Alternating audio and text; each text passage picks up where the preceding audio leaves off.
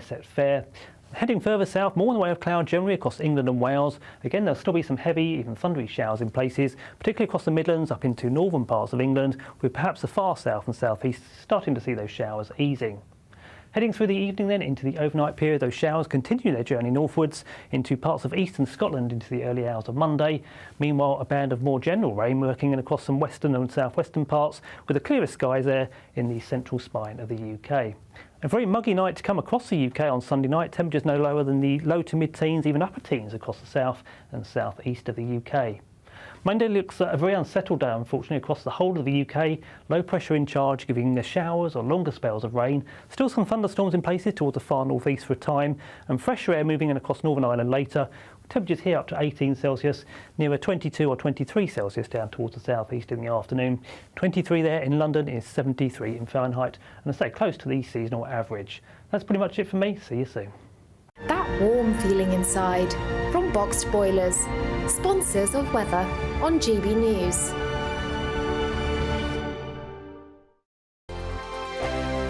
How would you? Good luck. I'm Christopher Hope. And I'm Gloria Di Piero, bringing you PMQ's live here on GB News. Whenever Parliament is in session on a Wednesday at midday, we'll bring you live coverage of Prime Minister's questions. We'll be asking our viewers and listeners to submit the questions that they would like to put to the Prime Minister, and we'll put that to our panel of top politicians in our Westminster studio. That's PMQ's live here on GB News, Britain's news channel. In the GB Newsroom, we bring you the news as it happens. With our team of dedicated journalists across the UK. We're ready to keep you up to date with what's happening every half an hour, every single day. Bulletins here on GB News. The People's Channel. Britain's news channel. I'm Michelle Dewberry, and this is GB News. The People's Channel, Britain's news channel. Welcome to State of the Nation, daily plunge into the stories shaping our country.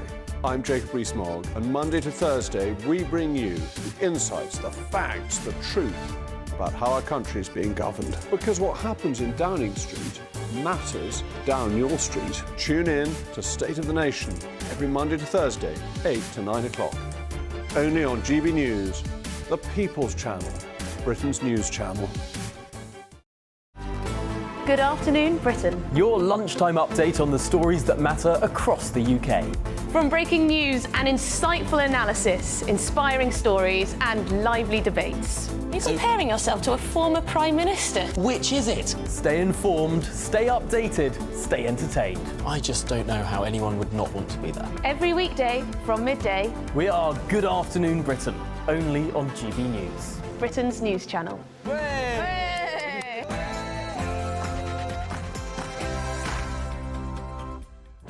Good afternoon, it's 1 o'clock on Sunday, the 1st of September. Pinch punch, first of the month. What happened to August? I have no idea either. This is the weekend on GB News. And now, talking of a back to school feeling, the kids go back to school tomorrow, but the teaching unions are demanding that ministers should scrap their times tables test in order to prevent anxieties in pupils. However, they're also demanding that climate change, which is not at all stressful, is added to the curriculum. And as rumours circulate that Prince Harry is planning a sensational return to the UK, would the British people accept him with open arms, or has he burnt those bridges for good? And have you been one of the lucky ones to get your hands on an Oasis ticket over the weekend? Or are you looking back in anger? I have to stop making that joke. I know, everyone is. We'll be discussing the inflated prices that have caused controversy amongst fans. And that has become a moral issue as well as a business one, let me tell you.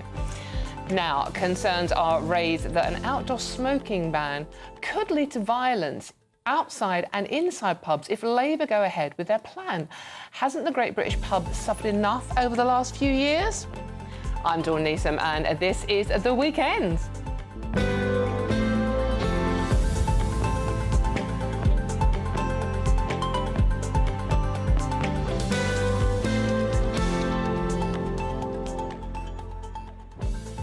It does look like a dinner plate, doesn't it? I know I say this every week, but that logo looks like a dinner plate. But it is Sunday lunchtime, and I hope you're having a damn fine one out there. Now, this show is nothing without you and your views. In fact, it's my favourite part of the show is chatting to you lot. So let me know your thoughts on all the stories we're talking about today, or anything you want me to chit-chat about, to be honest with you. You know, do you want Prince Harry back? Have you got that back-to-school feeling? Are you wondering what happened to August? Very simple to get involved. Just visit gbnews.com/yoursay and join our conversation. Now, a great panel for you who are already getting a bit frisky, I think it's fair to say. Keeping me company on today's show is political commentator Matthew Stadlen and former Brexit Party MEP and businessman Ben Habib. Gentlemen, thank you very much for coming and joining me on a Sunday. But before we get stuck into today's stories, let's get the news headlines with Sam Francis.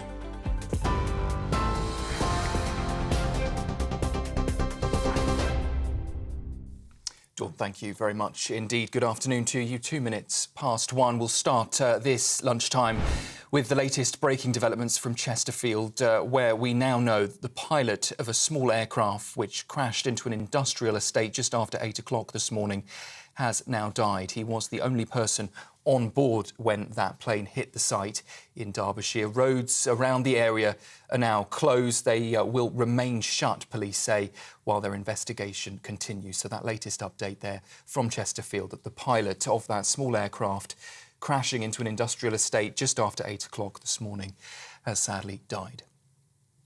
In other news, the bodies of 6 Israeli hostages have been recovered from Gaza. Military officials say they were killed by Hamas as forces closed in on their location. US President Joe Biden says he's devastated and outraged by the news, while the Israeli Prime Minister says he won't rest until those responsible are caught. Some families of remaining hostages have called for a large protest to put pressure on Benjamin Netanyahu to make a deal with Hamas. Meanwhile, a pause in fighting has begun in Gaza, allowing international aid agencies to launch a mass polio vaccination campaign. Over 600,000 children under the age of 10 will be treated during breaks in the conflict over the next 3 days. And it follows the first confirmed case of polio in the territory in 25 years, with a 10-month-old baby now paralysed by the virus. That ceasefire, though, will only last during daylight hours. Ukraine has launched a wave of drone attacks targeting Russian power stations and oil refineries, sparking fires. This mobile phone footage, where you can just make out, shows the thick smoke as flames engulf one of those sites near Moscow. Russia claims its air defences have destroyed more than 150 drones during that latest round of air attacks. Here, the head of the police watchdog in England and Wales claims the criminal justice system is, he says, dysfunctional. Andy Cook told the Sunday Telegraph that too often officers are getting the basics wrong. He also described a lack of prison spaces as a nightmare. Well, speaking on the Camilla Tominey show this morning, Shadow Home Secretary James Cleverly said we need to get back to the cornerstone of British policing. They need to focus on the crimes that affect people's everyday lives. When I was Home Secretary, I made it absolutely clear they were to pursue all reasonable lines of inquiry. They were to crack down on shoplifting. This idea there was a £200 limit, get rid of that, because if you don't crack down on the small crimes, those criminals get more and more severe, and then you have a real problem. James Cleverly there, Shadow Home Secretary, speaking to Camilla Tominey. Well, police are pushing to get charges upgraded against 2 men who were accused of separate attacks at the Notting Hill Carnival. Both victims have now sadly died, leading to police to launch murder investigations. One was a mother stabbed in front of her young child, the other a chef who worked with Gordon Ramsay. The Home Secretary's called the news deeply distressing and shocking. Floral tributes have been left outside a home in Staines where 3 children and a man have been found dead. Neighbours say they believe a young family with twins lived at the house. Surrey police have confirmed they're not seeking anyone else in connection with that incident, which is now under investigation. Meanwhile, the force has referred itself to the police watchdog due to having prior contact with those involved. An absence epidemic, that's how the Education Secretary's described the number of pupils missing school. Bridget Phillipson claims too many mums and dads are letting kids skip school for holidays, birthdays or even a runny nose, she says. The government's crackdown aims to tackle the growing issue as the new school year begins. Oasis are urging fans to be wary of counterfeit and void tickets on the secondary market. That's after their reunion tour sold out last night. The process of buying tickets lasted over 10 hours as people eager to see the Gallagher brothers complained about error messages, being kicked out of queues, or even being mistaken for bots on some sites. And finally, some weather news for you. The Met Office has extended thunderstorm warnings across a large part of the UK. Much of England, Wales and Scotland are now covered by that alert for tomorrow and today too. Forecasts say that there is a risk of flooding because of heavy showers and hail. Wonderful news. Those are the latest GB News headlines for now. I'll be back with you in half an hour. For the very latest GB News direct to your smartphone, sign up to News Alerts by scanning the QR code or go to gbnews.com/alerts.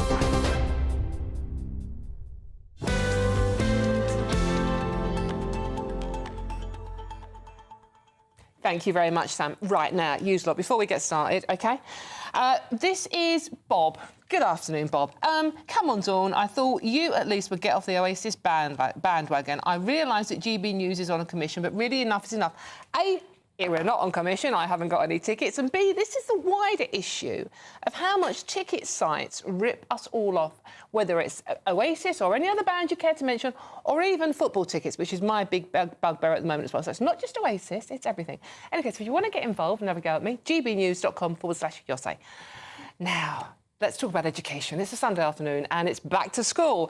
The teaching unions are at it again, this time telling the government that times table tests need to be scrapped in primary schools to prevent pupils from experiencing higher levels of anxiety. It's not just times tables. They want grammar exams to be stripped back and simplified as well. SATS Education Secretary Bridget Phillipson will receive these demands in time for the curriculum and assessment review. Times table tests are currently compulsory in England for Year 4 pupils, introduced by the Conservative government. I wonder what that's anything to do with it. In 2018, Daniel Kibib, the General Secretary of the National Education Union, said that tests are often designed to hold schools to account rather than support teaching and learning and place intense pressure on children, families and school staff. Children should be not losing sleep in the name of holding schools accountable. The union may want to deprive pupils of boosting their numerical and literary skills, but it turns out they're really keen on urging ministers, you won't believe this, to add climate change, nature and green skills to the curriculum. I mean, not like climate change is going to stress out youngsters any more than learning their times table, is it? I mean, go figure. You don't need to learn your 6 times table. You'll be dead in global warming in a few years' time. But let's see what my panel make of this one. I have, as I said, political commentator Matthew Stadland and businessman and former Brexit Party MEP Ben Habib. Thank you very much. Now, I keep saying now, don't I? Sorry about that. I loved doing my times table as a kid. Full confession, I actually, in infant school, you stood up in the front of class, you recited it, you got a gold star if you're very good. I didn't get that many. And I learned them, and I can still remember them today. Don't ask me to prove it, but I can still remember them today. And the sense of achievement from being able to recite my times table was huge. Ben, this is insane. What's wrong with kids learning times tables now? So I think the complaint being made is that national exams shouldn't take place for timetables. I think that's the specific complaint being made. Not that they shouldn't be tested, but there shouldn't be a national exam around it. And that, of course, can be debated. But what I disagree with wholeheartedly in that statement is that schools shouldn't be held to account. If you don't hold schools to account, you can't be certain that students are learning what they should be learning. And I don't buy into the notion for 1 second that the stress caused by being tested as a child. I think it's a crucial aspect of learning that you are tested, whether that's a national level test or, as when I was a child, we used to have weekly spelling tests. Yeah, absolutely. Weekly times table tests, weekly grammar tests. I bet you got gold stars all the way. Well, no, I was pretty useless, actually. I was pretty useless. But I remember it being drilled in and learning by rote. And many people criticise learning by rote, but I think at a young age, if you want to get people up to a certain basic level of understanding and ability to communicate and, have an understanding of the context in which they exist, that rote learning is very important, and it needs to be drilled home. Once you've got that, it's so much easier to build on everything else. So, I mean, I'm a big believer in drilling young children with the basics that they need to know and testing them, whether on a national level or just in the classroom. But I think it needs to be done. Well, I mean, Matthew, I mean, it's like optional. The union are suggesting optional testing. I mean, which kid is ever going to volunteer to go, yeah, I'll do an extra test today, that's no problem? I think testing is a really important part of learning, and it's a way for teachers to make sure that pupils are actually doing the learning. Doesn't mean it's not stressful. I don't think you can... Life is stressful. Well, it is. On. And I don't think that you can entirely protect children from stress. I think that's sort of the wrong way round. Where there is anxiety, of course, it's right that that's treated. I think looking back, and this might not surprise some viewers, but I was an anxious child, and at times in my adulthood I've suffered from anxiety, and by finally addressing my anxiety in adulthood, it makes me think that that could have perhaps been nipped in the bud earlier, but that doesn't mean that we shouldn't be testing children. I vividly remember my dad taking us to school on the school run and going through relentlessly, but in a fun way, if that's possible, our times tables. And I think that's partly, I have that to thank for being reasonably good at mental arithmetic. And mental arithmetic, I think, is a very important skill for most people in adulthood, in the workplace. And he said to me once, and he said to my friend after me, you will never, ever again forget that 7/8 are 56 and that 8/7 are 56. 7/8 is the most important multiplication to know because it's not intuitive. Yes. It's funny you picked up on 7/8. I used to bounce on the trampoline with my eldest son when he was 6 or 7 years old, going 7/8 of 56, 7/8 of 56. But you know what that is? Who would have thought that we disagree about almost everything there? This is the first time we've been put on together for a long time. I think they've been keeping us apart. And now you're giving us these topics that we can find some level of agreement on. Steady on. But you know what? That's really spooky because when I was actually researching this piece, the one maths thing I was doing was 7 times 8. Because everything else is like, I can remember. You can figure it out. 9 times 7, that's easy. As I was saying, all 3 of us, that's as I was quoting my late father saying, you will never forget that 7/8 of 56 live on air, I thought maybe I will now muck it up. But no, on a serious level, I think we've got to be a little bit careful, the government should be careful, the Department of Education should be careful not to have unions being overbearing. Of course you want their input because they are representative of experts. I'm not an educational expert, but I think it is ultimately, of course, for the Department for Education to set the curriculum. And I mean, there's this big narrative developing now, of course there is in the Tory press, that Labour are being run rings round by their so-called union paymasters. And I'd resist that, but I just think the government has to be careful. But this is, I mean, lots of you are getting in touch over this one. James, good afternoon, James. You say, let's stop all exams so the little darlings don't feel any stress. I mean, as well as the driving test, because that's quite stressful as well. The thing is, we are not preparing children for adult life. No, we're not. If we wrap them in cotton wool and protect them from sort of like things that might upset them. Yeah. I'm not taking away proper anxiety, stress and depression here, but as someone else has just pointed out, people get nervous before exams. That is a part of the human condition. You're absolutely right. And I think as a country, we've gone from being risk takers, we were discussing this a couple of 100 years ago, and maybe even as recently as 40, 50 years ago. You were discussing it a couple of 100 years ago. No, we were discussing this outside. Speak for yourself. We were discussing this outside. We were discussing this outside. That, the essence of the creation of the empire was risk-taking and going abroad and doing things which other people weren't brave enough and prepared to do. And we've gone from being a nation of risk-takers to being risk-averse, to the precautionary principle ruling our lives, to being absolutely dumbed down by it, to the point now that we're talking about anxiety created in children just because we want to teach them something. And we've got to reverse this. If we want this nation standing on its own 2 feet, you need people with a stiff upper lip. And of course there's a balance between bullying and bearing down overly on individuals and on people generally. But you've got to have the ability to stand up, be strong, take those risks and get out there. For my part, as someone who admits not being an educational expert, what I want in all these conversations is what is best for the child's education. And if it were to turn out that constant testing doesn't produce the best educated children, then fine, I'll step back and hold my hands up. But my instinct tells me that certainly some testing is important. Well, the World Population Review of 2021 ranked the UK second, only behind the USA for education. So it's not like our education system is actually broken. And that's really interesting, because as someone who spent a lot of time, I'd say I was on the airwaves or on social media daily for years, holding the former Conservative government to account, education does seem to be one area where possibly things have got better. And what I don't know is whether that's because things can take time to take effect, whether that's a legacy of the new Labour government before them, or whether the Tories can really take credit for it. But anecdotally, in London, where I'm from, my feeling is that state school education has improved vastly in recent years. We're the best performing, number 4 in the best performing European countries as well. So it's not that broken. So be careful what you fix. Thank you very much. We have to move on. God, time's flying already.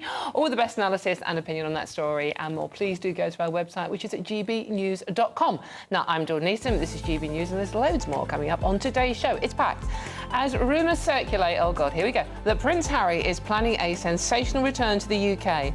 Would the British people accept him with open arms, or has he burnt those bridges for good? And we'll be discussing the inflated prices that have caused controversy amongst fans and has become a moral issue.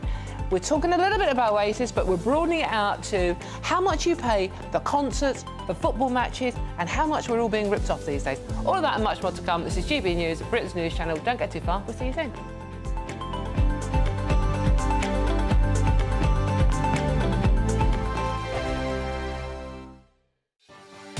Martin Daubney, weekdays from 3 p.m.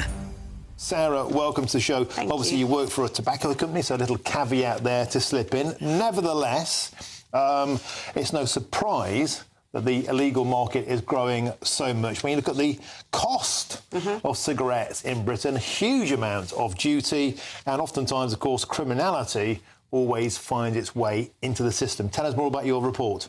Absolutely. I mean, up to 90% of a packet of cigarettes is tax. And in the last year, there's been 2 tax increases that have equated more to the last 3 years combined.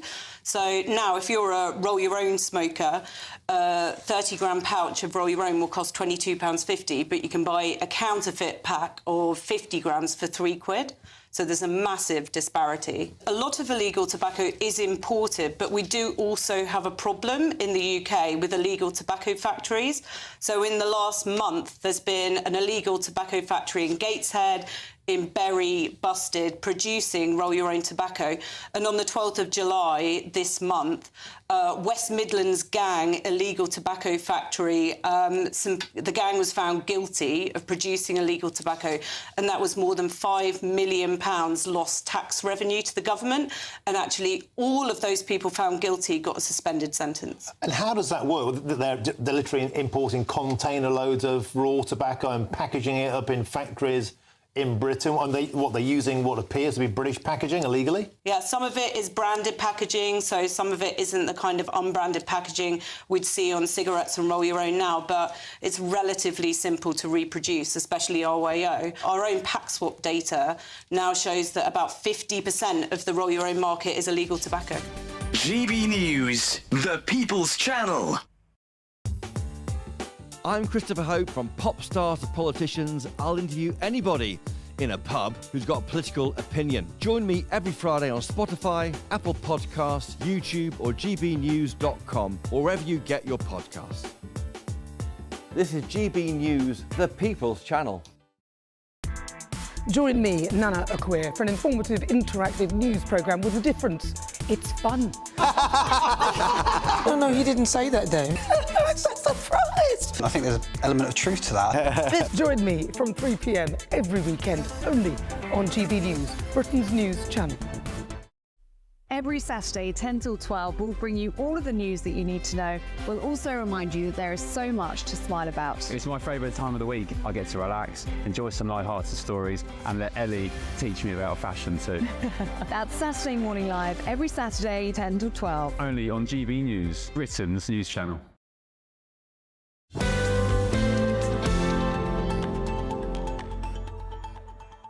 Welcome back to The Weekend with me, Dawn Neeson, and I hope you're having a cracking one out there. And just in case you haven't realised, it is the 1st of September. I know, pinch punch, etc. Now, lots of you have been sending in your thoughts, and a lot of you are actually getting quite excited about our next subject. We haven't even started talking about it yet.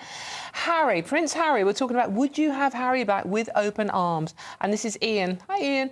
Harry is unfortunately not well. He's an emotional wreck. Far too high risk for our country, never mind the royal family. Well, would you trust me if it was your brother? Has to be said. OK, and call me old-fashioned. This is Ian. Call me old-fashioned, but talking tickets for big gigs. Let's go back to the old ticket box office. If I was more guaranteed of a ticket, I would queue up for hours knowing not to get ripped off. Ian, you actually took the words out of my mouth. I remember when I was younger, queuing up for hours for West Ham tickets. I'm that sad. But at least I got the ticket. It was my ticket. They knew it was me, and there were no touts involved. The system now is ridiculous. People were hanging on for hours yesterday. Look, it's not about Oasis. We're broadening it out. Just want all your ticket stories in here. Oh, and David. Hi, David. I could listen to Ben Habib all day. That's very kind of David. Do you know someone called David? Your brother or something or other? And I've left my Uncle David at Lord's at the cricket in order to be here. And all we get is compliments for Ben Habib. I'm going to leave. OK, right. Do you want me to read some of yours out? No. No, you probably don't. Meanwhile, Brits Forever says, Harry can stay away. He was so quick to condemn this country as racist and to trash the Queen and royal family's reputations. He should be banished and his titles removed. He has not earned the right to call himself anything with a royal title. Ooh, passionate. OK, you can join in. It's very easy. gbnews.com/your say. Now, we are actually going to move on to discussing the story that's got you so aerated already. Harry. Sources close to him, it's always sources, are suggesting that he is asking for help as he bids to make a return to the UK. Since moving to the US with Meghan, the American dream has had a number of issues for him, I think it's fair to say. But if Harry was to return, would he be welcome? And could he make it up with William? Look, if Oasis, sorry I said the O word, have done it, can William and Harry? Let's talk to our royal expert commentator, Richard Fitzwilliams. Richard, hello. Hello. There you are. Lovely. Thank you very much for joining us this afternoon, Richard. Now, this story is in the Mail on Sunday. They have to have a royal story, and it does well for them, I know. But evidently, Prince Harry is seeking advice from his trusted former aides and close friends about how he can re-enter British life without any of us getting very angry, which everybody is. Well, I think it's going to present a lot of challenges. I mean, I've got to be clear here. When it comes to reconciliation, if it's possible, obviously, to mend the rift with William, clearly that is to be welcomed. But as for Harry returning, what precisely would that mean? I mean, he turned up at Lord Fellowes' memorial service, and people were surprised. This was an exclusive in The Sun. It had not been expected. And also now there are reports that old friends of Harry's are receiving messages from him. And the facts are that there's no doubt at all he's been twice over, and the optics have been very strange. He saw his father for half an hour, and one of them, the moment he heard he had cancer. But on the other hand, the second time, they didn't find time to see each other. That too was rather extraordinary. I mean, what precisely would Harry want? Because if it is in any sense a return to royal duties, you really got to be very, very careful with what you're dealing with, because they ruthlessly betrayed the royal family for years. So if there's any sign of any sort of rapprochement, that's fine with reference to mending a rift. But when it comes to actually being not just quasi-royal, which they've been on tours abroad recently, but actual senior working royals, you've got a lot of problems, and I don't see it. Richard, just one very quick question. Two flies in this ointment I can see. One's called Meghan and the other one's called William. Yes, I quite agree. And I think William, well, there are rumours he doesn't want Harry at his future coronation. I mean, that is, of course, looking, I hope, a long way ahead. But there's no doubt at all they didn't speak in the church. And I think he would be very strongly opposed. So far as Meghan's concerned, I mean, she is based in California. She is, I would have thought, at home in California. If you look at the latest poll, just a couple of days ago, minus 37%. It's pretty chilly here for her, as she's not much liked. Frankly, she's been absolutely ruthless, and one wonders what she would get out of it. The point is, would they have their Netflix contract, or will this be renewed next year? What precisely is she doing with her cooking program, the lifestyle brand she wants to launch? All sorts of difficulties and problems. But the facts are, quasi-royal isn't being royal. Maybe they're feeling it. But as far as the royal family are concerned, for goodness sake, reconciliation, yes, but actual work as a senior working royal is not, in my opinion. Going to happen. Really, thank you very much. That is Richard Fitzwilliams, royal commentator there on Harry sneaking back into the UK. It's actually, I believe it's called Operation Bring Harry In From the Cold. Well, I've got Ben and Matthew still with me. Oh, yeah, your fan club, Lucia, hi. I could listen to Ben Habib all day too. Thank you, Lucia. I'm still not reading yours out, Matthew. Right, Matthew, Harry, Operation Bring Him Back From the Cold. Evidently his mates are trying to get this organised. I mean, maybe this is irrational, but I've always rather liked Prince Harry. It's a redhead thing, isn't it? Well, people used to say he looked a bit like me. I'm older than him. I see myself age as he ages. He's losing a bit of hair. I'm going white. But we're both ginger. Now, I think the interesting thing about... I always think it's quite funny listening to serious people talk seriously about the royals, because it's not that serious, a lot of it. But actually, I think where I'm fascinated by them is that we can sort of see a bit of ourselves as a society and as individuals in their stories writ large. It's the same sort of principle as Shakespearean tragedies and Greek tragedies. You know, in the collapse of the king or in the collapse of the tyrant, we see ourselves reflected back. And I think what's really interesting, if the rumours are to be believed and there really is a feud, say, between Harry and William, and if Harry's relationship with his father, the king, could improve, I think a lot of families up and down the country will see something of their own relationships in that. And if there is truth in those rumours, I hope that they bridge any divides, because life is, as we all know, very short. It is, yeah. And brothers can be allies in life, as can sisters, and I would urge them to break bread together again. Well, it's Harry's 40th birthday this year, isn't it? But I do take issue with one thing. You said, look, we don't take it seriously. We don't really need to take it seriously. Actually, I do take it seriously, because it was Harry and Meghan that branded this country a racist hellhole. Yeah, I think there are two levels, aren't there, to the rehabilitation of Harry. That's what it is, isn't it? Yeah, rehabilitation of Harry to the royal family. There's the familial aspect, which you explained so well, and which we all would share. Why wouldn't you wish brothers to be brotherly and father-son relationship to be whole again? But then there's the whole constitutional... as Richard was saying, you know, make up with the family, fine, but make up with the United Kingdom. Now, that's a different issue, because, as you rightly said, he's trashed this country and he trashed the institution of the royal family. So for him to be rehabilitated requires, I think, an explanation for why he said what he said, quite a degree of humble pie eating, and then creating the confidence in the people of the United Kingdom that he won't do it again. Because we want... ultimately, we want our royal family, as the institution of the royal family, to represent and celebrate all that is British. We don't want them having their public spats.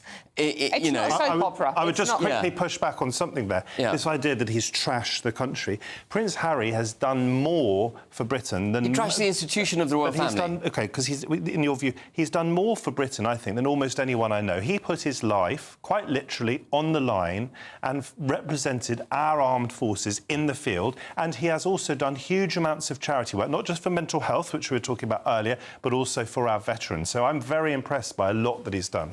That's a ginger thing. Any case, just quickly before we go to the news, Kath, Harry, what he did to our royal family and late Queen, I don't think it'll ever be forgiven.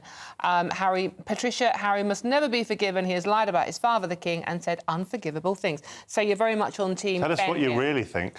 Very much on Team Ben as opposed to Team Matthew. And you have got such a fan club out there, Ben. Right, unlike you, Matthew. Any case, Are you single, Ben? Hold on, what's going on? Do you want to get a room? Are you proposing? I'm certainly not. I'm just going to throw to the news, I think. It's getting hot in here. Well, this is GB News, and there's plenty more coming up on today's show. But first, it is indeed Sam Francis with those news headlines, thankfully.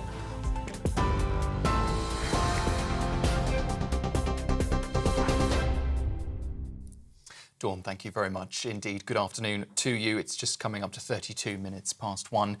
The top story this lunchtime, Israel's Prime Minister says he won't rest until those responsible for killing 6 hostages in Gaza are caught. The bodies were recovered from underground tunnels near Rafah. But the families of some of those still being held in Gaza are calling for protests against Benjamin Netanyahu's leadership. Here, the head of the police watchdog in England and Wales claims the criminal justice system is dysfunctional. Andy Cook told the Sunday Telegraph that too often officers are, he says, getting the basics wrong. He also described the lack of prison places as a nightmare. Speaking on the Camilla Tominey show this morning, Shadow Home Secretary James Cleverly said that we need to get back to the cornerstone of British policing. They need to focus on the crimes that affect people's everyday lives. When I was Home Secretary, I made it absolutely clear. They were to pursue all reasonable lines of inquiry. They were to crack down on shoplifting. This idea there was a £200 limit, get rid of that, because if you don't crack down on the small crimes, those criminals get more and more severe, and then you have a real problem. Surrey police have referred themselves to the watchdog after the bodies of 3 children and a man were discovered at a house in Staines. Officers say they'd had previous contact with the family. Floral tributes have now been left outside at home, while neighbours say they believe a young family with twins lived there. Police are pushing to get charges upgraded against 2 men accused of separate attacks at the Notting Hill Carnival. Both victims have now died, leading to police launching murder investigations. The Home Secretary has called that news deeply distressing and shocking. Breaking news from Chesterfield in the last hour. We've learned that a pilot has died after a small aircraft crashed into an industrial estate there. Roads currently still closed. Police saying it will remain closed while their investigation continues. The people have also been asked to avoid the area. Weather and the Met Office has extended thunderstorm warnings across a large part of the UK. Much of England, Wales and Scotland are now covered by that alert for today and tomorrow. Forecasters say there's also a risk of flooding because of heavy showers and hail. And finally, Great Britain's Ben Pritchard has won Paralympic rowing gold in the PR1 men's single sculls. The Welshman charged to victory over the last 500 metres, and his win is Britain's first in the division since Tom Agar's gold in the 2008 Games in Beijing. Those are the latest GB News headlines for now. I'll be back with you in half an hour. For the very latest GB News direct to your smartphone, sign up to News Alerts by scanning the QR code or go to gbnews.com/alerts.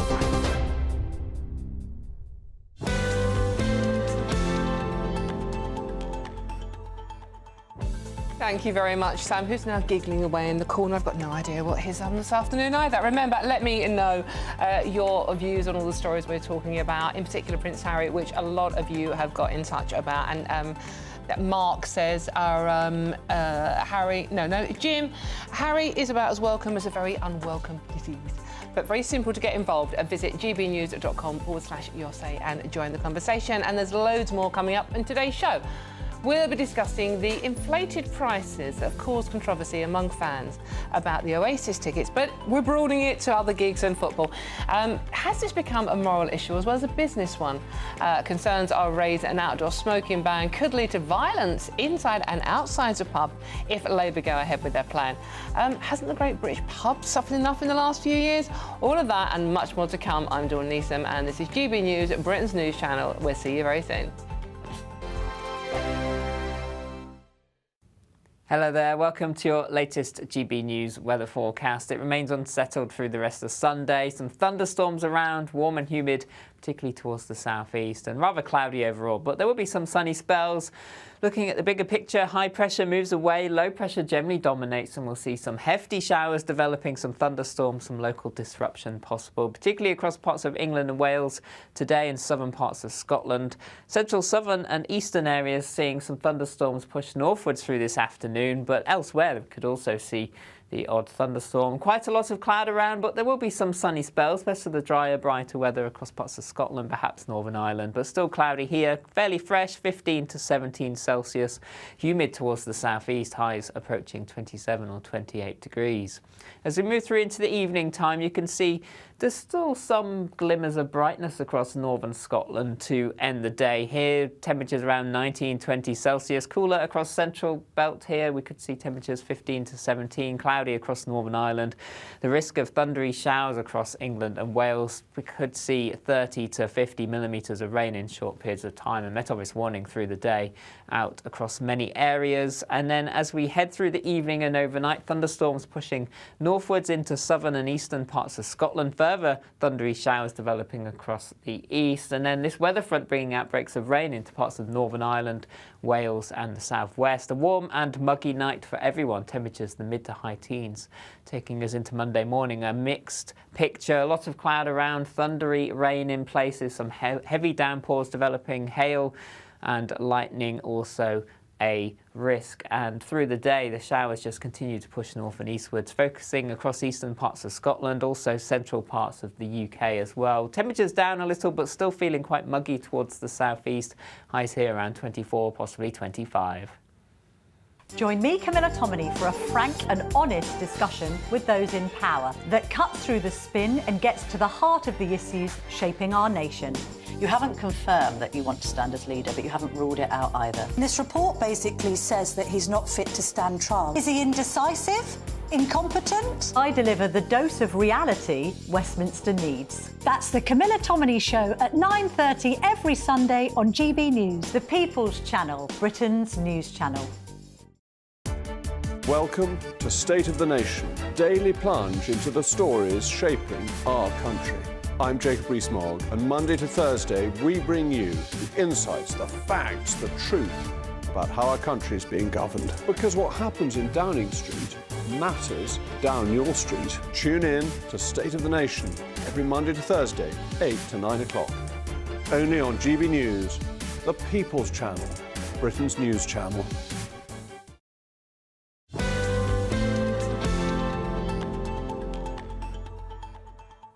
Hello, welcome back to The Weekend with me, Dawn Neeson. Now, lots of you have been sending in your thoughts, including, I've forgotten your name, sorry, which makes me even worse, doesn't it? Correcting my grammar. Evidently, some think ends with a G, not a K, and evidently Priti Patel makes the same mistake. That's because she's from Essex and I'm from East London. It's a thing. It's an accent. Why do we have to have a problem with that? Lots of you, William flew rescue helicopters. Yeah, OK, that's what that's all about. Harry, not welcome. This is Stuart. When did Harry put his life on the line? They let him chain gun a sandpit for the TV cameras. That was all. Ooh, harsh.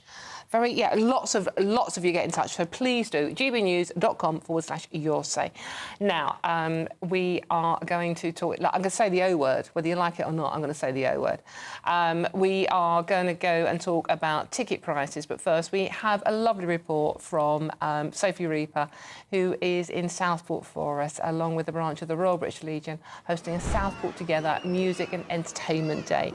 It's aiming to raise £1 million for charity in the wake of the horrific stabbings of those 3 little girls. Let's go over to Sophie now. Sophie, hello, lovely to see you. Now, this sounds like a wonderful thing. Tell us more about it. It is indeed, Dawn. Good afternoon to you. As you can see behind me, the crowds have been pouring in to Pleasureland here in Southport all morning and into the afternoon. They're enjoying the food, they're enjoying the rides, they're enjoying the games, and that is because it's all about the community coming together in the wake of such a tragic event. It's about the joy and the happiness being brought back into this seaside town. So to talk a bit more about that now, I'm joined by the CEO of Southport Pleasureland, Norman Wallace. Norman, thank you so much for joining us. Pleasure. Thank you. Pleasure. I see what you did there. Very nice. Talk to us about how important it is that the community of Southport can come together once again at this kind of event, despite what happened 5 weeks ago. After those terrible events, it's important now for the community to come together, work with one another and move on. You know, this is a great place to live, to work and to visit, and it's a very, very safe place. And we've all got to come together and show the world that that is how it is. You know, these things are happening all over the country, and the government needs to do something about knife crime. If we can stop smoking, we can stop knife crime. You know, it's not just Southport, it's been happening in the Carnival in London, in Leeds, in Birmingham, in Yorkshire, and the government's got to do something. But today is about doing the right thing for our community, raising as much as we can for Alder Hay Hospital, the air ambulance and local hospitals, because without them there would have been a lot more people in trouble. So we just want to do the right thing. Now, it's £1 million that you're trying to raise. We've seen quite a few people through the doors. I think now's a great time for us to show off this Southport Pleasureland in all of its glory. What's going on today? Tell our viewers exactly what's going on. Well, it's a great day to come and enjoy yourself and be with your family and make memories. You know, there's lots of things going on. We've got three stages. We've got lots of bands all day. We've got Ian Van Dal playing tonight. You know, it's absolutely fantastic what's going on. It's been a bit like putting Live Aid together in 2 weeks. You know, but it's all come together really well. Lots of families and people enjoying themselves. But we've got to do the right thing. We've got to donate for these great causes. We've got to get the country to come together, and we've got to get the government to stop this knife crime and do the right thing. Absolutely. Well, we hope very much that you can get very close, if not to that £1 million total. We've got our fingers crossed for you. And thank you so much for everything that you're doing for those worthy causes. Thank you so much, Norman. And as he says, that is exactly what today is all about. Southport coming together to try and raise money, but also to feel that joy and that community spirit once again. Sophie, thank you very much. I hope everyone up there has an absolutely wonderful day and loads of money is raised. It's a very, very worthy cause. Now, OK, we are going to move on. Yes, it's the O word. I know, don't we shout at once, many of you are.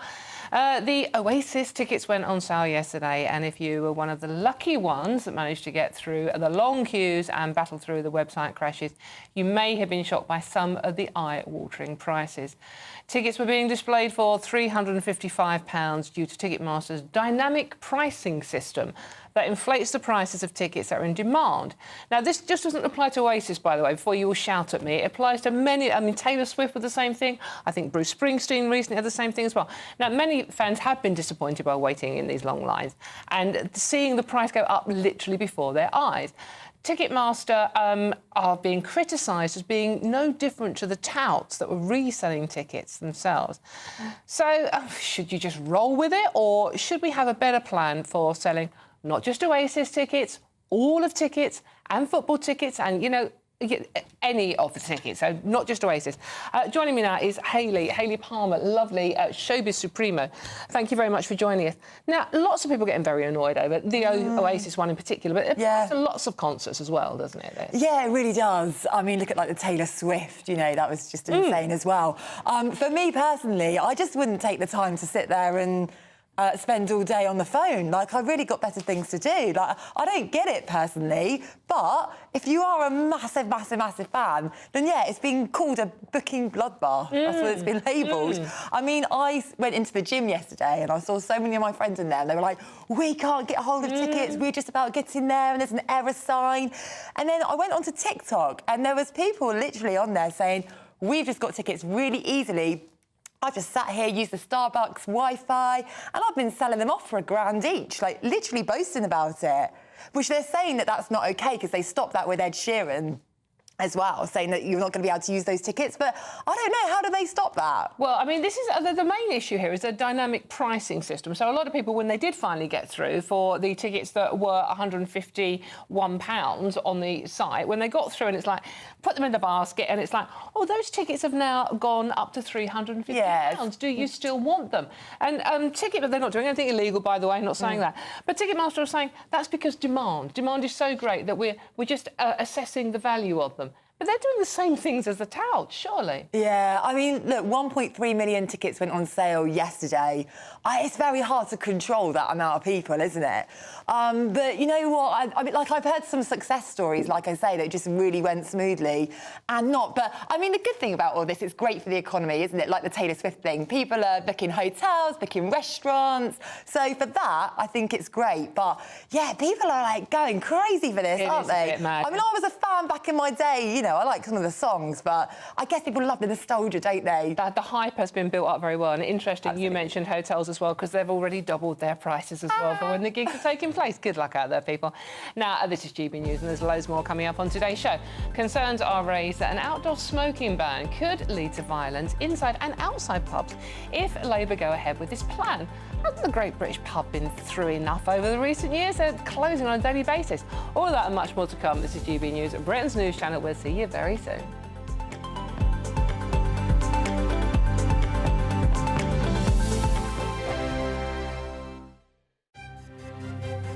GB News Breakfast. Every day from 6 a.m. Stay-at-home dads, good or bad? I personally think when you just have a baby, your hormones are all over the place, you're breastfeeding, to go back to work, I feel personally it's a big old thing. And I think babies really need their mums. On the other side, if a stay-at-home dad was a stay-at-home dad for years, I would also say, well, come on now, the children are in school. What's the issue? Why can't you go back to work? It's really interesting because my husband's been a stay-at-home dad for 6 months and is working part-time. We both work part-time now. And that was always the choice that we were going to make. And it's been the best thing ever for my family. My husband and my daughter have the most incredible bond. He's much more practical, playful, and a better problem solver than me. I mean, the problem I see, Annette, with all of this is that you do get a lot of women who say, we don't want the stereotype. We don't like the stereotypes. And when men say, well, actually, I want to be the parent staying at home and looking after the child, it's frowned upon. So you can't have it both ways. I wouldn't say that's a long-term stay-at-home dad. And also, we're talking about actually dads should look after their children, and we shouldn't be praising them and say, oh, they're underappreciated for changing a nappy. That's their duty. I think it takes real guts as a man to decide that you're going to give up those things that society deems so highly, even if it's for a short time. Why is it then, Annette, that you say your dads should go back to work? I read an article about a dad who was a stay-at-home dad for 15 years, pursuing his hobbies and fitness and all that. Now, I just don't think that's fair. GB News, the People's Channel. I'm Patrick Christie's. This is GB News, the People's Channel, Britain's news channel. If you want your news to be straight talking... This is a nightmare for the Conservatives again. Down to earth. It's not just Nottingham where this is happening, is it? And most importantly, honest. Hard-working, middle-class taxpayers, they'll get their book thrown at them. Then catch me, Martin Daubney, Monday to Friday, 3 till 6 p.m. on GB News, Britain's news channel. I'm Emily Carver. This is GB News, Britain's news channel.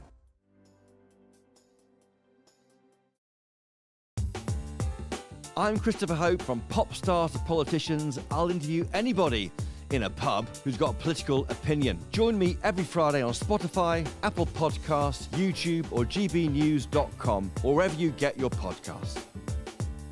This is GB News, the People's Channel.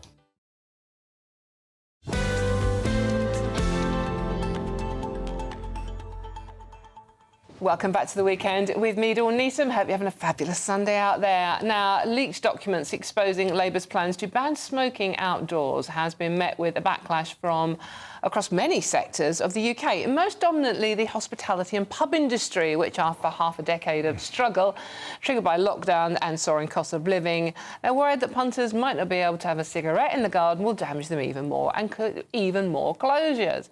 Now, I'm going to be joined by an expert on this subject. It's really, again, got you aerated about it, I think is a polite way of putting some of your messages. Joining me now is a lifelong publican and founder of City Pub Group, Clive Watson. Clive, thank you very much for joining me this afternoon. I'm sure it's a very busy day for you, thankfully. Clive, initial reaction to the government's plans for smoking in pub gardens? I just think it's over the top. It's using a sledgehammer to crack a nut. You're not really going to stop smoking. You're just going to drive it out into the parks, onto the streets, into people's gardens at home. I just think it's completely over the top. And the story on the front page of the Sunday Express today, actually, pubs warn of smoking ban violence, where many pub owners and hospitality businesses are worried that trying to enforce the non-smoking ban in the open air around their pubs will cause to, staff being abused, being assaulted, punch-ups between punters. What do you make of that? Well, again, it's asking the pub staff to basically enforce government legislation. Of course, people are going to be upset. This is an activity that's been legal in this country for 400 years. And now suddenly you're driving it out onto the high street, away from the pubs. And where is going to be the demarcation lines? People standing outside the pub. Is that going to be allowed? Are they with the pub staff then going to have to say, no, you can't be within 10 metres of the pub? Of course it's going to cause confrontation. And it's another unnecessary burden on pub staff who have to basically look after customers who might be a little bit inebriated, all the rest. It's another excuse for customers to get out of control. Do you fear that, as the Sunday Express predicting, that people, if they are trying to enforce this, people will actually get hurt? Yeah, well, look, confrontation inevitably leads to people getting hurt. And this criminalisation, basically, of an activity that's been legal in this country for over 400 years, will cause confrontation, which means that staff are put into danger. I don't want to over-dramatise this, but, people are going to be cross. There's something they've been able to do for a long, long time, something that they're no longer going to be able to do because the government, as I said before, are completely going over the top. It's not going to really have tangible health benefits because, as I said, people find other areas to smoke, which will then cause confrontation. Clive, I mean, you are the founder of a big pub group. I mean, has the government done any impact assessment of this plan that you're aware of? Have they actually spoke to the hospitality industry about what effect this could have? No, all governments seem to, engage with the hospitality industry last. They just come out with these edicts. And to be fair to the Labour government of 2005, I think it was elected, it was in their manifesto. So when that smoking ban came in 2007, it'd been well trailed, it'd been elected on that, and as an industry we got it because it protected employees who were working inside the pub. The health benefits of this, I think, are negligible, and I think it's just a sort of killjoy attitude when there's lots of other activity which is criminal, which the government's, like your previous interview about knife crime. Why not focus more on that or other, drugs or whatever, than trying to criminalise something that's been legal for over 400 years? I mean, we had pub closures up 51% in the first 3 months of 2024. Do you think this is going to see pubs close at an even faster rate?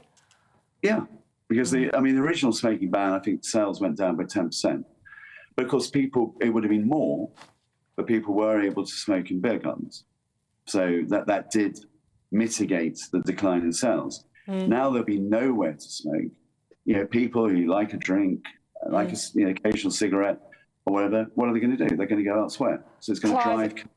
Clive, thank you very much. We have run out of time, unfortunately, but thank you very much for joining us this afternoon, speaking much sense. That's a Clive Watson there for you. Now, I'm Dawn Neeson from GBNews. Don't go too far. It's the weather with Greg, and you need it this weekend. A brighter outlook with Box Solar, sponsors of weather on GB News.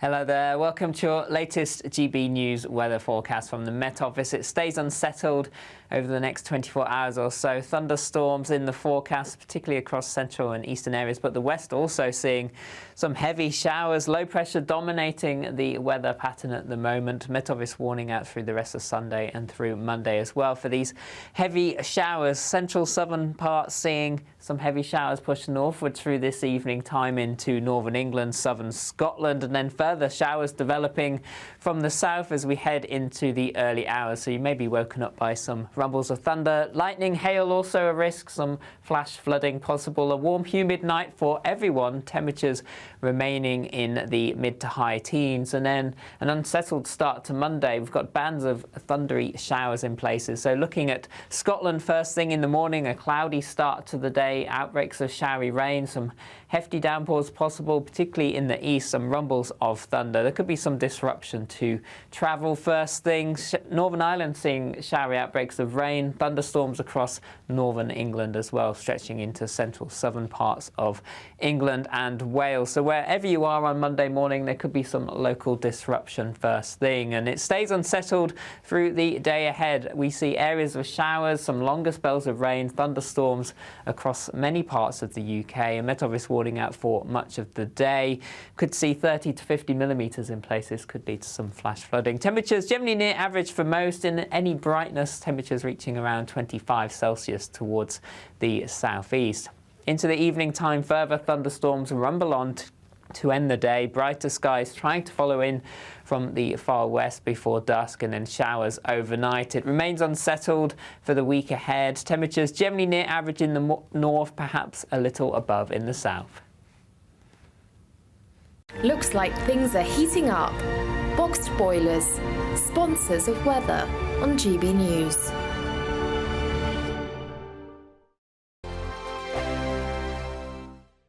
This is I'm Christopher Hope. And I'm Gloria Di Piero, bringing you PMQ's live here on GB News. Whenever Parliament is in session on a Wednesday at midday, we'll bring you live coverage of Prime Minister's questions. We'll be asking our viewers and listeners to submit the questions that they would like to put to the Prime Minister, and we'll put that to our panel of top politicians in our Westminster studio. That's PMQ's live here on GB News, Britain's news channel.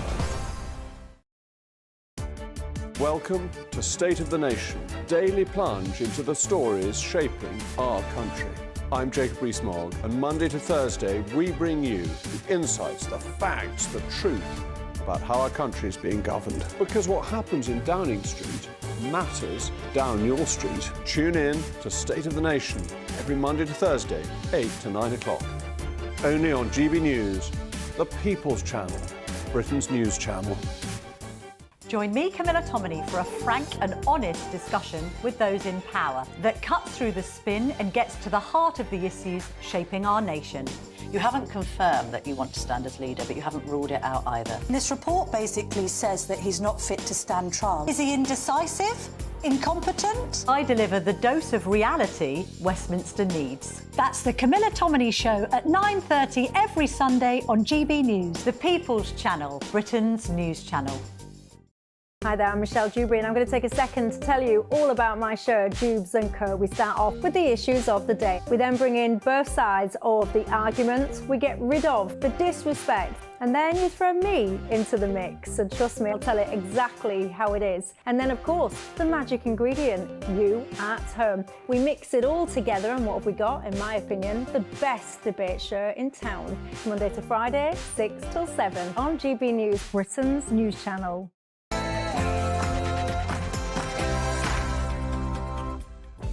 Good afternoon, it's 2 o'clock on Sunday, the 1st of September. Pinch punch, first day of the month. I guess you can't say after midday, can you? I'm not sure. Anyway, this is the weekend on GB News. Now, and it's got that back to school vibe. It's September. As kids return to school tomorrow, the Education Secretary has come out and said that parents who let their children stay at home for cheaper holidays or even a runny nose are wrecking their children's futures, affecting their long-term earnings. I wonder if lockdown might have something to do with that. And as rumours circulate that Prince Harry is planning a sensational return to the UK, would his family and you, the British people, accept him with open arms, or has he burnt those bridges for good? And my favourite story of the day is why do men spend so long in the loo? A video that's gone viral online has sparked a huge debate between the sexes. I'll be asking my male panel and you at home, what are your reasons for spending too long in the loo, boys? I'm Dawn Neeson and this is The Weekend.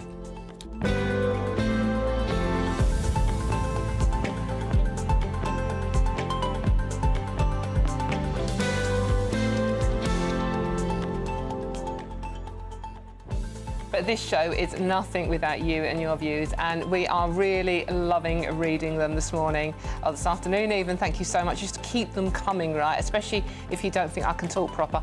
I don't either, but hey, it's an accent and I'm claiming that one. So it's very simple to have a go at me or Matthew Stadlen or Ben Habib, which none of you are doing. Just go to... Matthew, stop pulling that face. Just go to gbnews.com/your say and say whatever you want about any of us. We don't really care. It's a Sunday afternoon. We're having some fun. Now, keeping me company, as you've just heard, is indeed the wonderful political commentator Matthew Stadlen. Round of applause, a bit quiet. And former Brexit MP and businessman Ben Habib. Round of applause, much louder. Thank you very much. But before we get stuck into today's stories, let's get those news headlines with Sam Francis.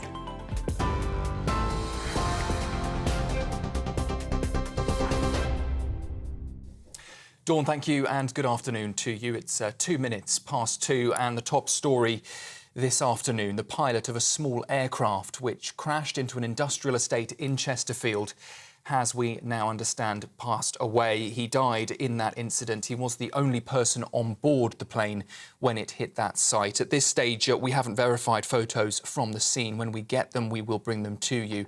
But we do know that the roads in the area have been shut while the police investigation continues. Turning overseas, and the bodies of 6 Israeli hostages have been recovered from Gaza. Military officials there say they were killed by Hamas as forces closed in on their location. The US President Joe Biden says he's devastated and outraged by the news, while the Israeli Prime Minister says he won't rest until those responsible are caught. Some families of hostages still in Gaza have called for a large protest to put pressure on Benjamin Netanyahu to make a deal with Hamas. Meanwhile, a pause in fighting has begun in Gaza, allowing international aid agencies to launch a mass polio vaccination campaign. Over 600,000 children under the age of 10 will be treated during breaks in the conflict over the next 3 days. It follows the first confirmed case of polio in the territory in 25 years, with a 10-month-old baby now paralysed by the virus, though that ceasefire will only last during daylight hours. In Ukraine, a wave of drone attacks have been launched to target Russian power stations and oil refineries, sparking fires. This mobile phone footage you can just about make out. Thick smoke showed as flames engulfed one site near Moscow. Russia claims its air defences have destroyed more than 150 drones during that latest air attack. Here, the head of the police watchdog in England and Wales claims the criminal justice system is dysfunctional. Andy Cook told the Sunday Telegraph that too often officers are getting the basics wrong. He also described the lack of prison places as a nightmare. Speaking on the Camilla Tominey show this morning, the Shadow Home Secretary James Cleverly said we need to get back to the cornerstone of British policing. They need to focus on the crimes that affect people's everyday lives. When I was Home Secretary, I made it absolutely clear they were to pursue all reasonable lines of inquiry.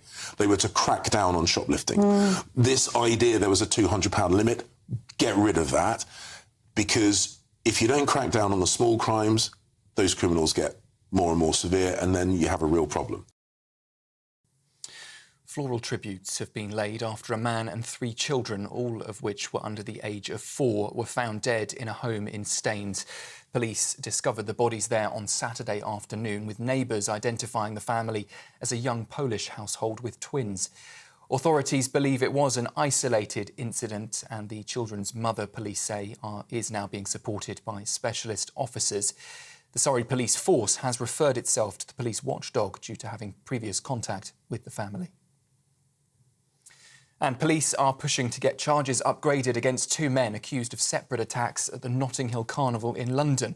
Both victims have sadly now died, leading to police launching murder investigations.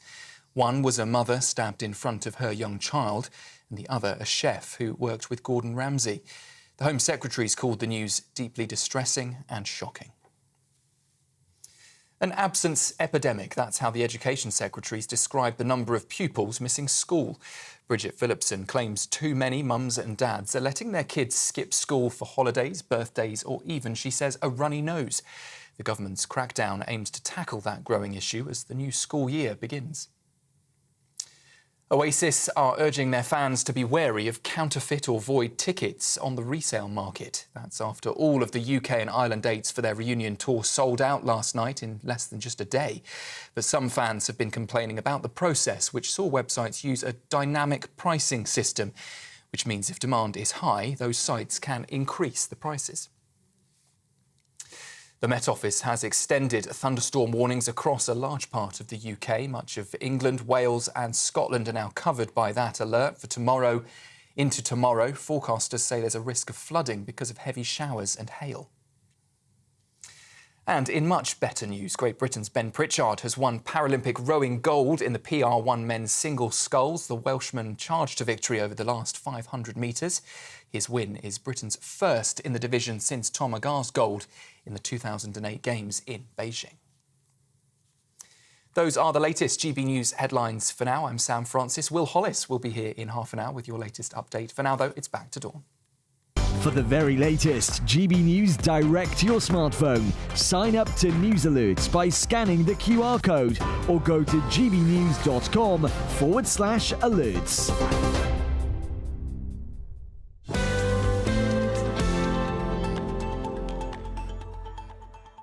Thank you very much, Sam. Sterling job there, but he's going to have a lie down in a darkened room now by working with me. So let's get straight into today's stories, shall we? Bridget Phillipson has sent out a warning to parents that letting their kids stay at home for excuses such as her words, not mine, a runny nose or cheaper holidays, they could be wrecking their children's lives. This comes after a new analysis by the Department of Education found that every day missed from the classroom leads to hundreds of pounds being deducted from their future wages. The Education Secretary aims to bring a halt to absence pandemic, which has seen 150,000 children recorded as severely absent during 2022-2023.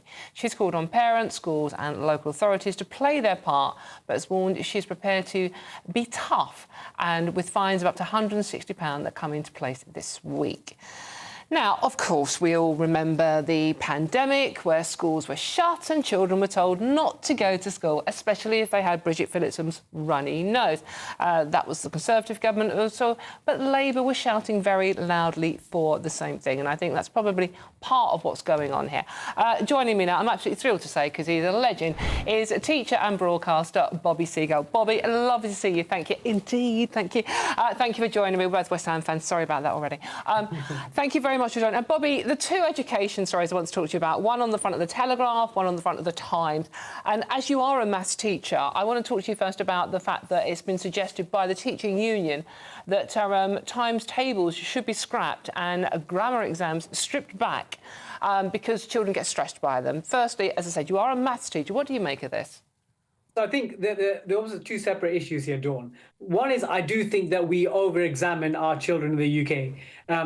Again, education's change is a Victorian relic. 1800s, you wanted people to get away from the factories, so you keep them in schools while parents, mum and dad would work. Whereas now education should be more digital looking. I know my children, the curriculum that they have perhaps isn't as forward looking as it should be. So I think there is a issue of over-examination, but I still think children need the basics like reading, writing, arithmetic. You know, why do we forget about these? And times tables. I know my students have got phones and calculators, but you still need to be able to do things in your head if you're able to have that sort of sense check. So I think, yeah, reduce exams, but definitely I think if we abandon our notion of children learning the basics like times tables, I fear for our country.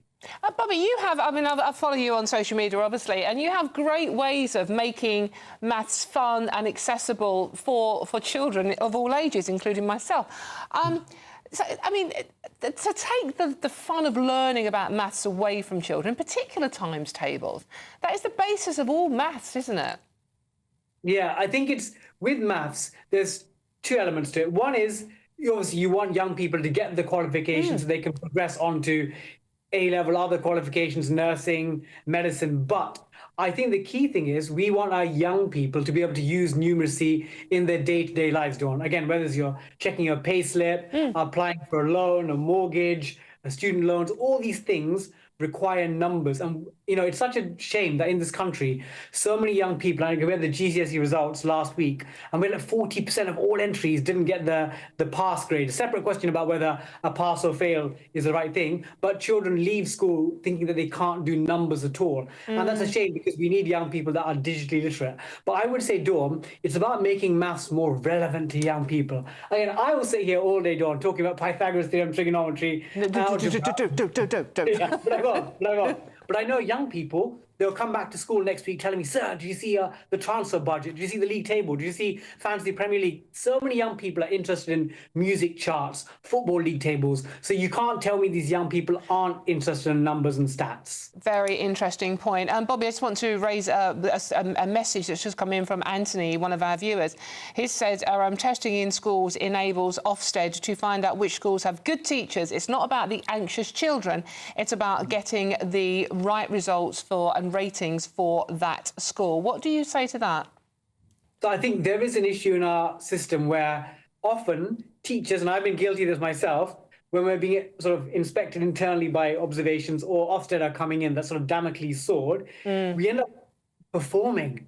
So we're not thinking about the students' lessons. We end up thinking, oh, what do Ofsted look for? But actually, education is not about getting schools ranked. It's about giving young people the skills and motivation so they can progress in their life. So I think we're getting almost like losing the sight of the forest for the trees. Education is for young people, not for school league tables. OK. But, I mean, sort of like you do think children should learn their times tables and they should be tested on them to make sure they have learnt those timetables? Yes. So I think there's sort of more, I'm quite a liberal teacher, I would say that. But there is a sort of inclination among, especially if you look at social media, about teaching. People say, children shouldn't be forced to learn things.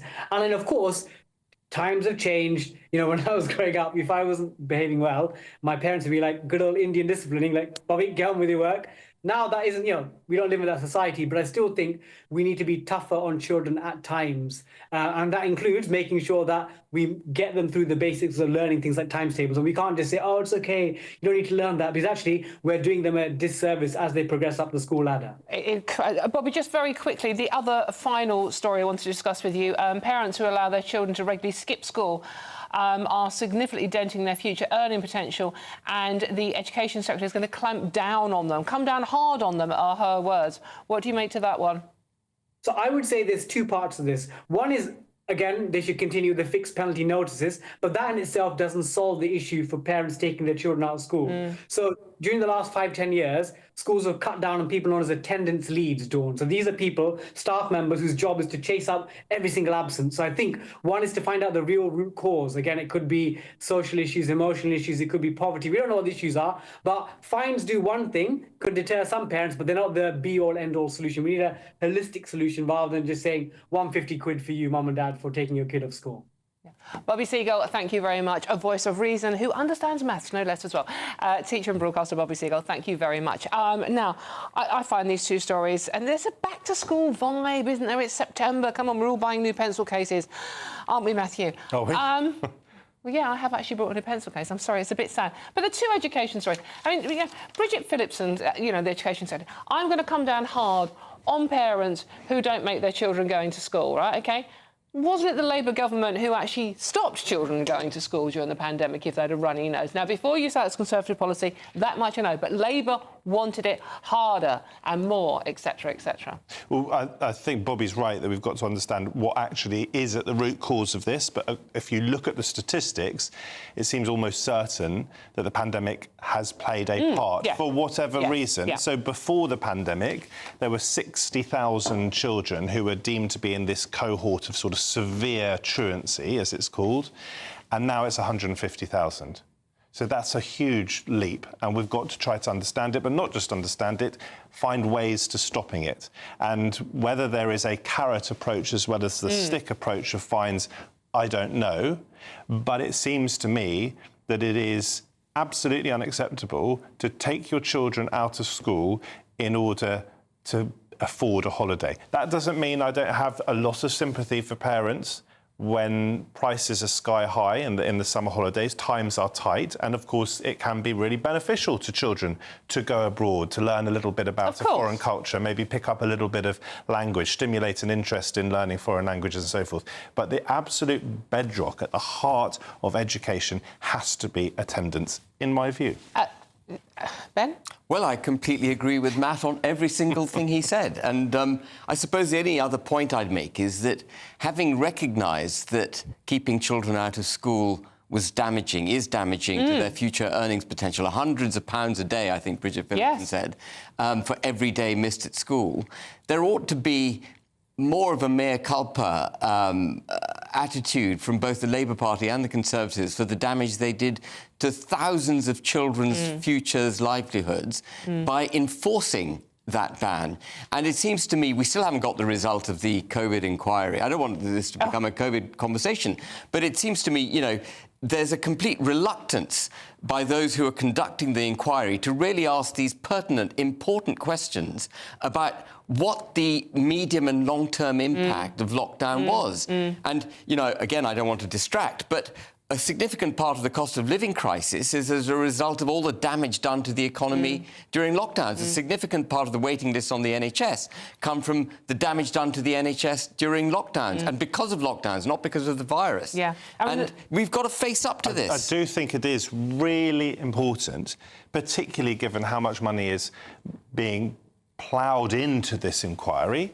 And it's right that we've got an inquiry into COVID and the response to it. We really do desperately want to have some answers, not just so that people can feel that they were right or acknowledge that they were wrong in the past, but so that, God forbid, if we have another pandemic, we are much, much better equipped with at least some degree of evidence, some degree of answers, and to make the best possible decisions moving forward.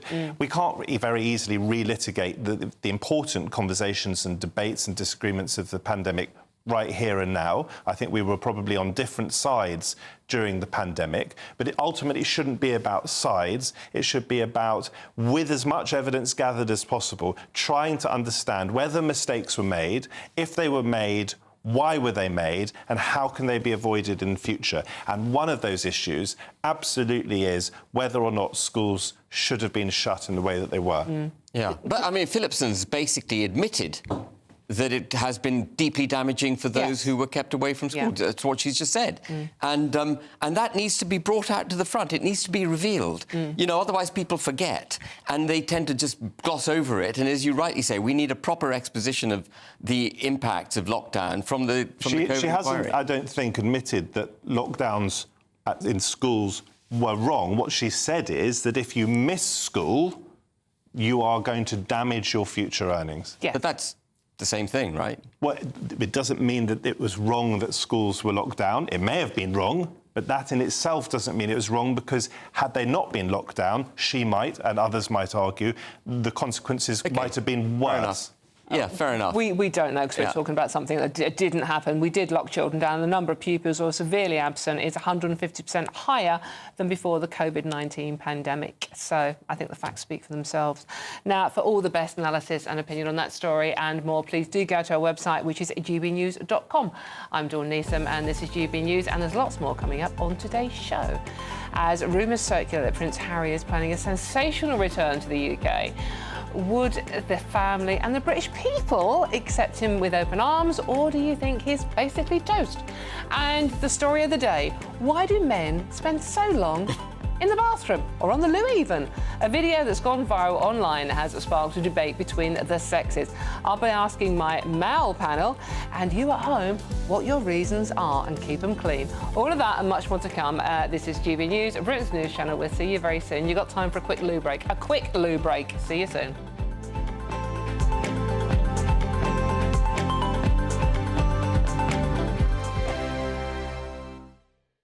This is GB News, Britain's news channel. One local cricket team was made up entirely of one family, the Jollens. The Newmarket midweek seconds played Thurlow and Old Mill Greenian seconds, captained by, here we go, James Jolland. He played alongside family members Henry, Freddie, George, Jack, Archie, Ryan, Brandon and Daniel. even if slightly controversial, one of the umpires was a Jolland to Stephen the umpire. Yes, well, the Jolland family mostly live in Wickhambrook in Suffolk and have played for 4 years for Dullingham Village team before it merged with Newmarket. So that's the entire backstory. We're delighted to be joined now by Captain James Jolland and teammate and brother Nick Jolland. Really good to see you both this morning. This is incredible. How did you get the entire family involved in cricket? Well, we started the club about 3 years ago, and it was more friends and family. But then it had this opportunity of this week to get everyone involved, because everyone was back and they all played cricket, various levels, and the youngest being 12, George, and we're all available. So we thought 1 week we'd do the whole team. You booted the friends out for 1 week only? Yeah, they were very good about it. They come and watched. They supported us. How did the other team feel about having an umpire with related ties? Well, the captain of the furlough is one of our friends. We do know him, so he was fine with it, and there was no controversial decisions at all. I think it's a fantastic strategy. No, yeah. You could plant somebody. That's the way in a position of authority. It's a great idea. Oh, look, here's the scorecard we can see on the screen with all of your names on there. Some fantastic English names on there. How does it get between the family members? Is it very, very competitive between you all? As you get older, you work on that, don't you? And you keep that competitiveness out of it. And it's really to play with your sons. It's a great thing to do. Yeah, it's a lovely we've thing all to got do. sons in it. That's why we do it. GB News, the People's Channel. Join me, Nana Akua, for an informative, interactive news programme with a difference. It's fun. No, he didn't say that, Dave. I'm so surprised. I think there's an element of truth to that. Join me from 3 p.m. every weekend, only on GB News, Britain's news channel. In the GB newsroom, we bring you the news as it happens. With our team of dedicated journalists across the UK. We're ready to keep you up to date with what's happening every half an hour, every single day. Bulletins here on GB News. The People's Channel. Britain's news channel. Join me, Neil Oliver, every Sunday night at 6 p.m. on GB News. And if an hour is not nearly enough for you, go to gbnews.com for special extended episodes online every Friday at 9 p.m, where we can truly get into the nitty-gritty of what's going on. GB News, Britain's news channel.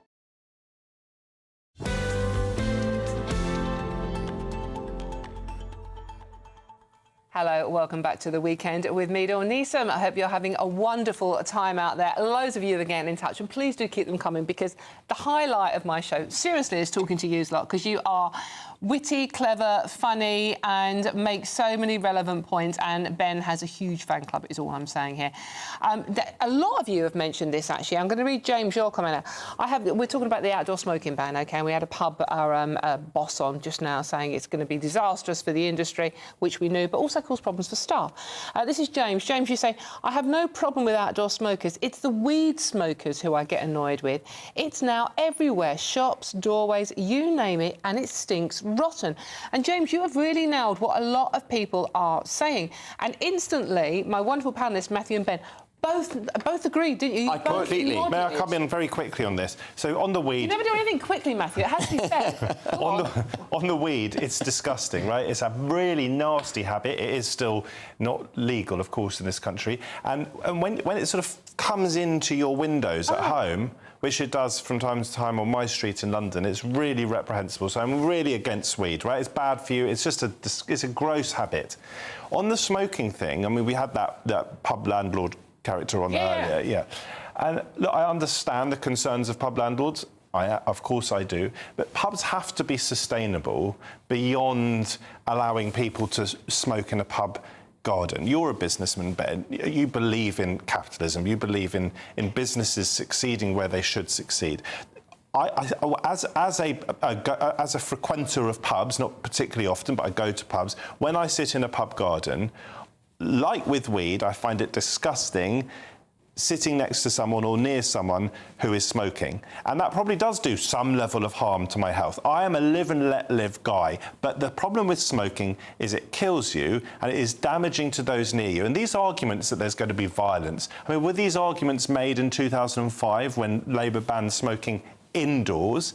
This is about progress. And it was, by the way, I agree it's a problem that this wasn't in the Labour manifesto, and for it to come up so quickly after the election, I agree is politically problematic for Labour. But don't let us forget that in the Conservative Party manifesto, they were progressively going to ban smoking. So I think from anyone born from 2009 onwards, they were not going to be able to buy cigarettes. So let's not pretend this is happening in a vacuum. Matthew, you know you said you were going to do it quickly. I don't get a right of reply.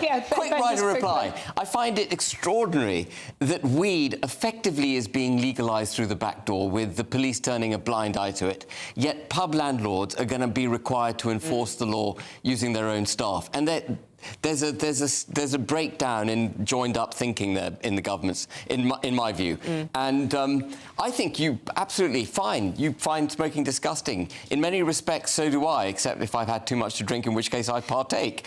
But I can, you know, you have the personal agency to move if someone's smoking next to you. Why should I move? Because someone's doing something that actually is going to damage my health. No, they don't have to stop doing it. Come on. They had to stop doing it indoors. This is an extension of that. It is a logical extension. Matthew, you promised you'd be quick. That was a lie. Right, now, earlier on the show, our lovely Northwest reporter, Sophie Reaper, spoke to us about today's fundraising event aiming to bring in £1 million for the victims of the Southport stabbings. Well, we didn't have time to get the actual website address from Sophie, but it's on your screen now. If you'd like to contribute to their efforts, you can visit their GoFundMe.com page named Help Us Raise £1 million for Southport, and you can donate as much or as little as you like, because every penny really does mean a huge amount. As you say, the web address is on your screen now, or you can just search for Help Us Raise £1 million for Southport. Now, bit of royals? Yes, OK, quickly. Sources close to Prince Harry are suggesting that he is asking for help as he bids to make a return to the UK. Since moving to the United States with, Meghan, the American dream has not really gone too well, has it? But if Prince Harry was to return here, would you welcome him with open arms? More important, with William welcome with open arms? Let's see what my panel make of this one. I'm going to come to you first on this one, Ben. Now, we discussed this a little bit already. We discussed it with royal experts.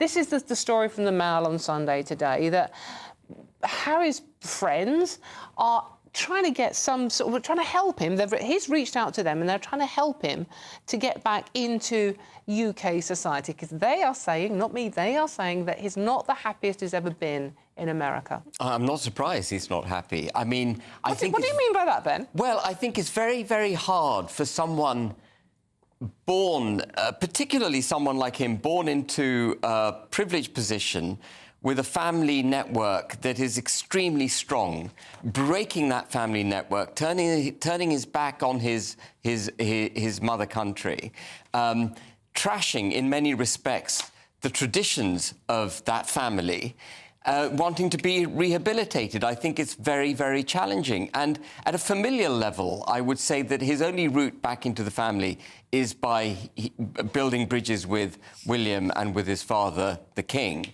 But also, I think at a constitutional level, his only way back in is to genuinely build bridges with those two people. He's got to explain himself to them, and he's got to give them the comfort that this won't happen again. He's got to somehow get over those two massive hurdles. And my interpretation of everything Harry's done has been really like a spoilt brat who's had tremendous privilege in life and thrown it all back in the face of those who've afforded him that privilege. And I think it's a very, very hard road back for him. If it was your brother, would you forgive him? I would, but he would need to eat a lot of humble pie. Yeah, I mean, we've had reunited brothers with Oasis. I can see Harry maybe wanting to get back here, but I can't see William forgiving him for some of the things he said about Catherine, at the very least. The idea, OK, and I really don't like talking about other people's families, even when they are as famous as the royals, but the idea, since we are talking about it, that the dispute, such as it is rumoured to be between Harry and William, two brothers as well as two royals, the idea that there is only fault on one side seems to me absolutely absurd. Anyone who knows anything about human beings knows that when there is the sort of fallout that there's rumoured to be between those two brothers, that there's fault on not just one side, but both. But William hasn't made any public pronunciations from which he has to reverse himself. Harry's been on the front foot with criticism. That's true. And that's difficult, isn't it? That's true. That is true, but that doesn't mean that things haven't gone on behind the scenes that Harry has found very challenging and very difficult himself. Ben? Yeah, I'm sure he has. I mean, clearly he wouldn't have done all that he did unless, of course, you know, he's been put up to it. And, you know, there are question marks over the integrity of Meghan Markle's aims in life, you know. Well, they have just sacked another staff member. I think it's about, they're up to their 8th in about 3 years. Yes. Not sacked, but a staff member with has gone. some low-level knowledge of family disputes, I'm not talking about my own family, but I think when brothers or when sisters marry, if there is a falling out between one brother or one sister and the other person's other half, that makes it much more difficult because suddenly the responsibility of that husband or that wife is to their immediate new family, their new nuclear family. They have to make a choice, which is an unpalatable one. Yeah, no, indeed. But that's why this is interesting on some level, because I do think we see ourselves reflected back in them. Yeah, indeed. Thank you very much, yes. Yeah, you know when you say you're going to make a brief point... Brief, you know?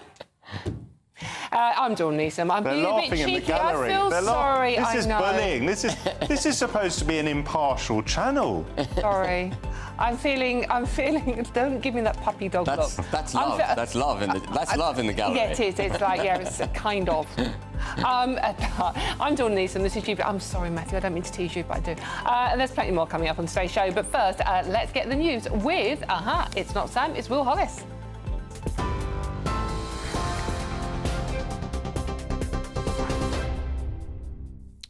Hiya, I'm Will Hollis here with your 2:30 update from the GB newsroom. Israel's Prime Minister says he won't rest until those responsible for killing 6 hostages in Gaza are caught.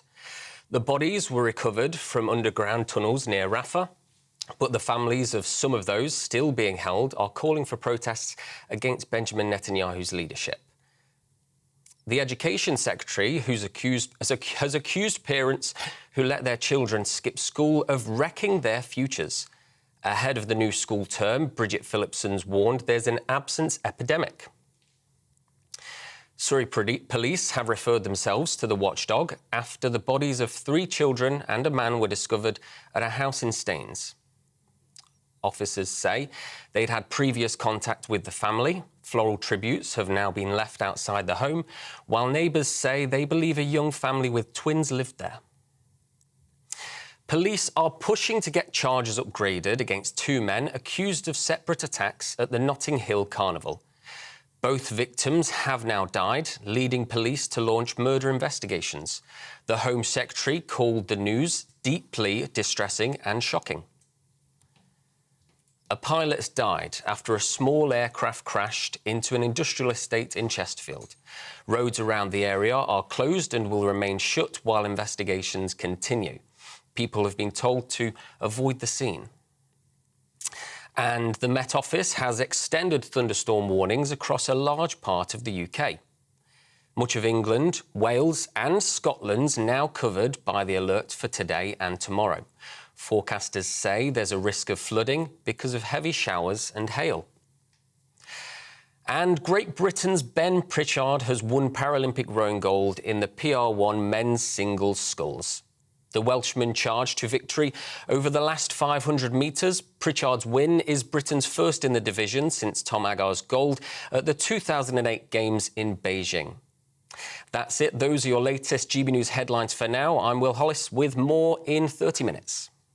For the very latest GB News direct to your smartphone, sign up to News Alerts by scanning the QR code or go to gbnews.com/alerts.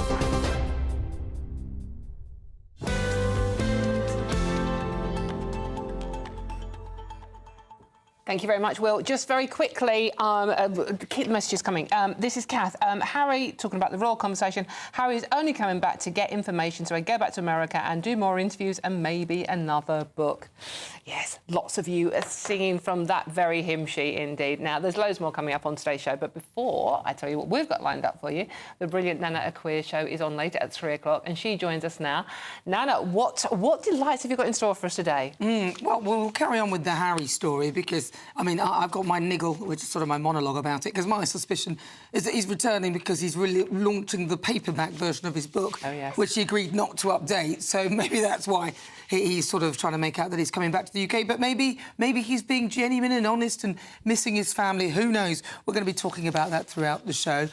Plus, there is a brain drain happening in this country. Are Labour's plans, their scary manifesto, are they scaring off potential investors? I mean, and it's not a joke here. The rich people, the very rich people, the people at the top of the tree, are leaving the United Kingdom in their droves. Some of them very scared of Rachel Reeves' up-and-coming budget. Then I'm going to be asking you all about human rights, non-crime hate incidents. Oh, yeah. If somebody does something that you're not happy with, you can actually report it as a non-crime hate. You may never know about it until you apply for a job.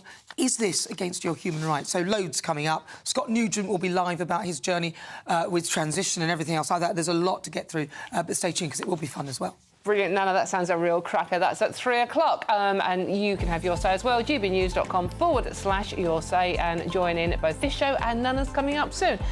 Next, the story of the day is why do men spend so long in the loo? A video that went viral online has sparked a debate between the sexes. I'll be asking my male panel and you at home what those reasons are. Keep them clean, though. But next, have you been one of the lucky ones to get your hands on an Oasis ticket over the weekend? We'll be discussing the inflated prices and how we are all being ripped off by websites who suddenly charge inflated prices. There's not just Oasis, other concerts involved as well. And why are female celebrities snubbing Strictly Come Dancing in droves? All of that and much more to come. I'm Dawn Neeson and this is GB News, Britain's news channel. We'll see you very soon. Hello there, welcome to your latest GB News weather forecast. It remains unsettled through the rest of Sunday. Some thunderstorms around, warm and humid, particularly towards the southeast, and rather cloudy overall, but there will be some sunny spells.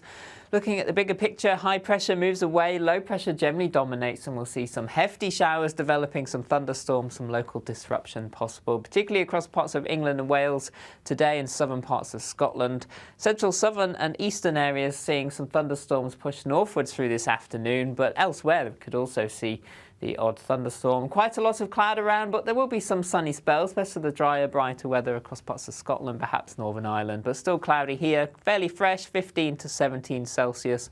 Humid towards the southeast, highs approaching 27 or 28 degrees.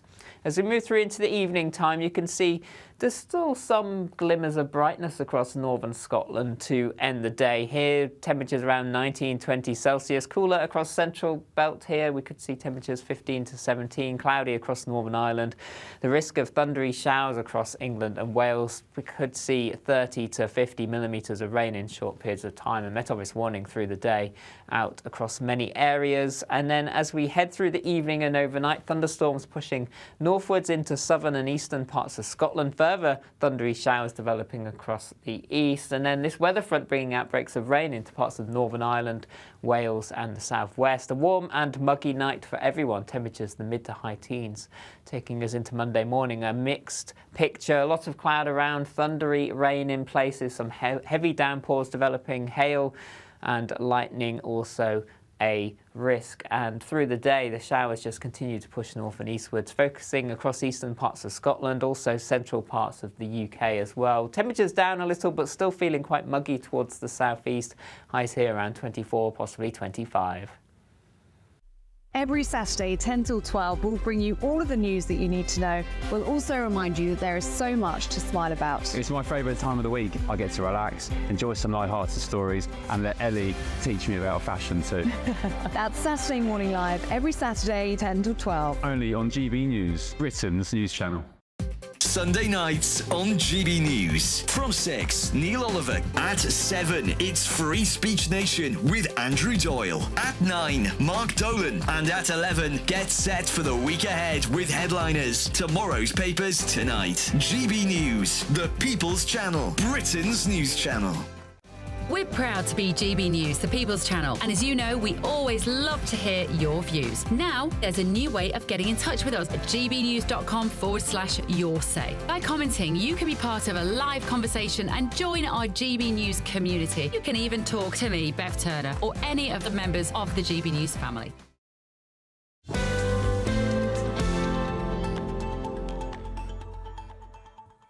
Welcome back to The Weekend with me, Dawn Neeson. Now, the most important part of the show, I think, is you and your views. And it really is the highlight of my show, because I love talking to you, because it stops me talking to Matthew and Ben, to be honest with you. Right, so I just want to read out some of your message, and not a lot of love in the room for Harry. Oh, hold on a minute. Hold on, Adrian. Hold on. Oh, leave Matt alone. Yes, he's not quite right in the head, but he isn't that bad. Sorry.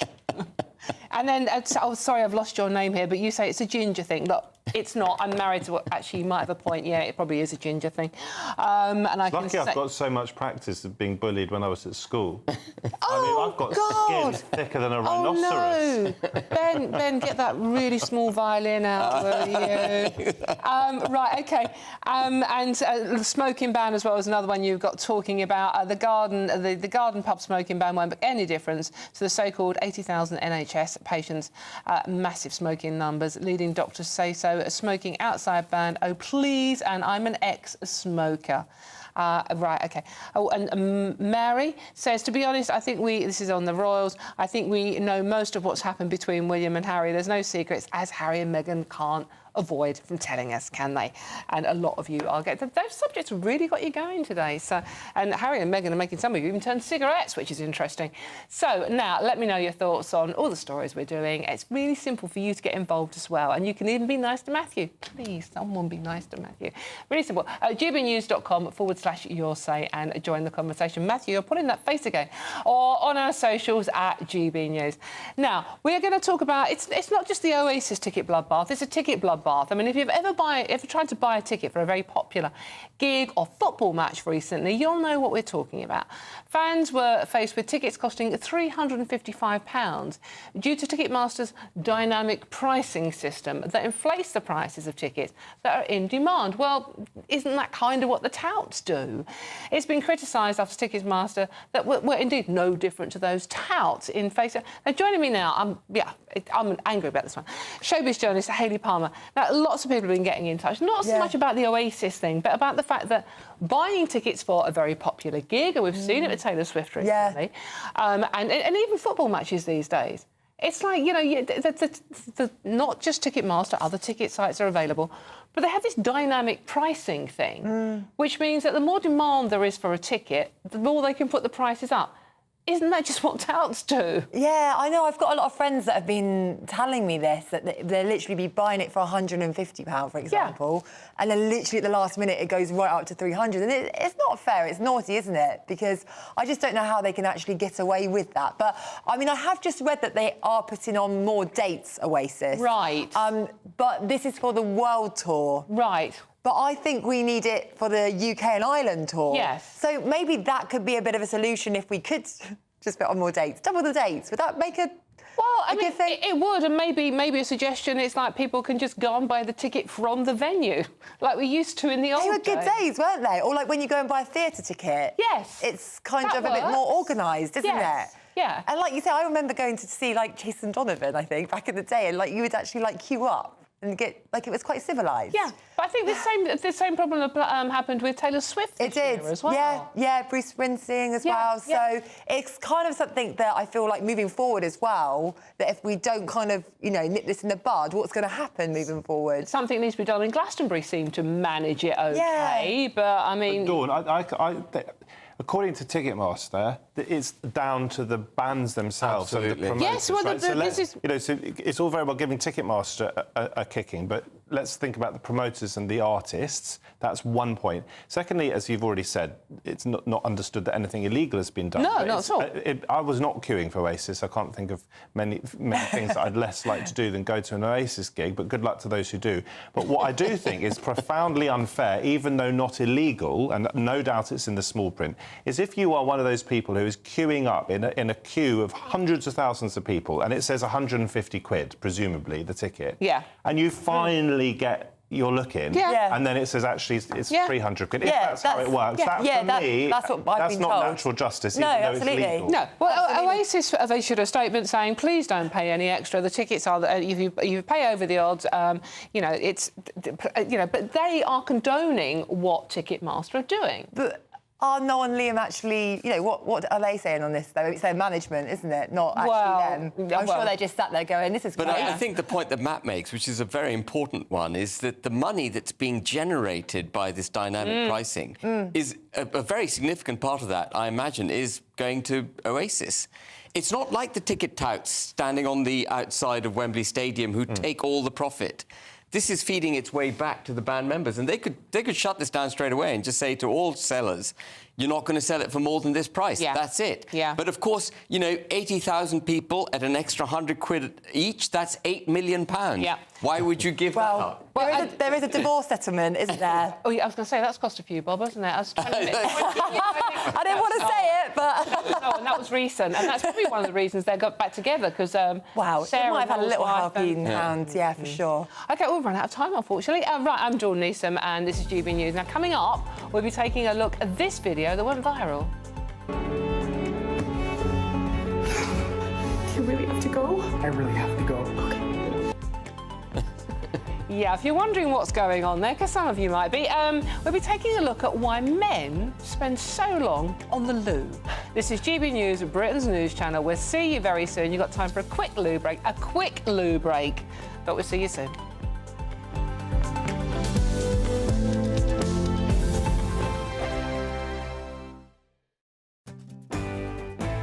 I'm Martin Daubney. This is GB News, Britain's news channel.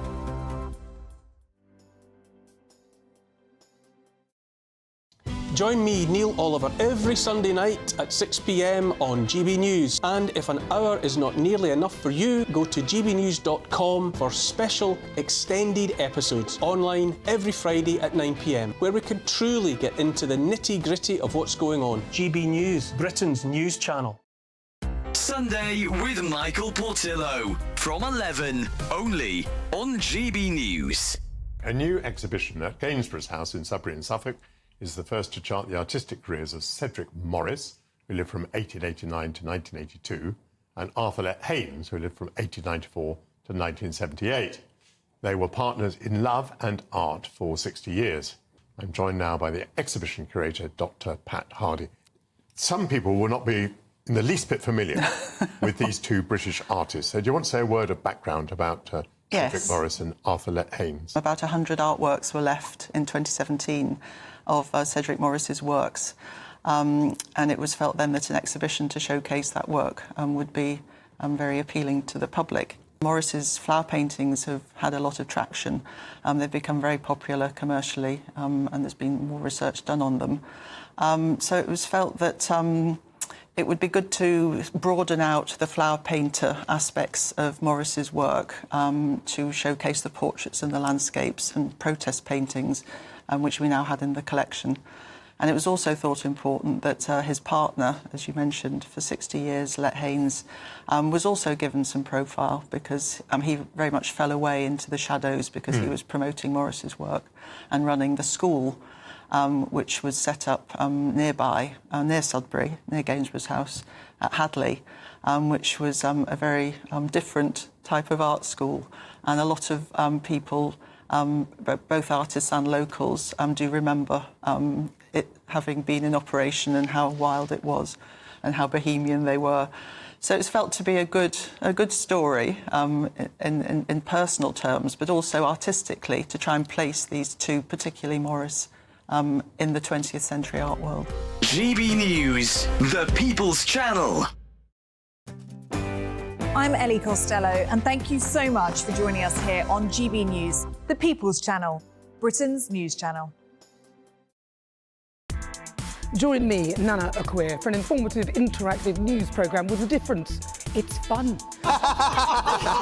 No, he didn't say that, though. I'm so surprised. I think there's an element of truth to that. Join me from 3 p.m. every weekend, only on GB News, Britain's news channel.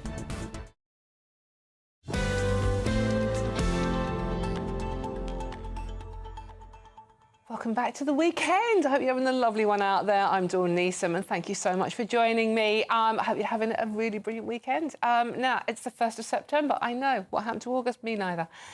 Now, ladies, does your man spend a long time, let's be honest, on the loo?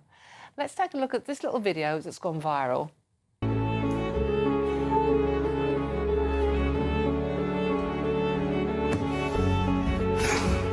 You really have to go? I really have to go. Okay. That's for me. I love you. I love you. Bye. Bye.